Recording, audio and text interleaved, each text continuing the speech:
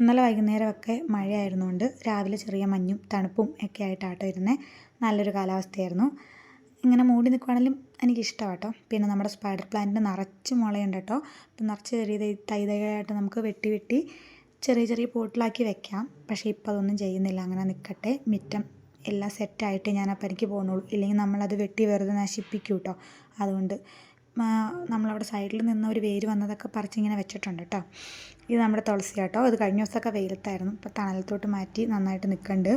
അതുപോലെ ഇതും തുളസി, ഇത് നല്ല വെയിലത്തായിരുന്നു കേട്ടോ. അതുകൊണ്ട് 2 ദിവസം മുന്നേ മാറ്റി വെച്ച് അതിൻ്റേതായിട്ടുള്ള പച്ചപ്പ് കയറി വരുന്നുണ്ട്. അത് അപ്പടി നശിച്ചു പോയ പോലെ നിൽക്കണേ. അത് റെഡി ആയിക്കോളും, ഇനി വെയിലത്ത് വെക്കുന്നില്ല.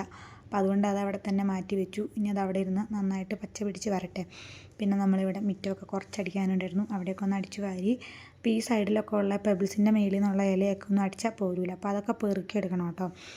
പിന്നെ ആണെങ്കിൽ നമ്മൾ മരങ്ങളൊന്നും നമ്മുടെ മുറ്റത്തില്ലെങ്കിലും ആ ഓപ്പോസിറ്റ് കണ്ടോ കൊടുങ്കാട്, അവിടെ നിന്നുള്ള മരങ്ങളുടെ ഇലകൾ മൊത്തം വരും കേട്ടോ ഇങ്ങോട്ട്.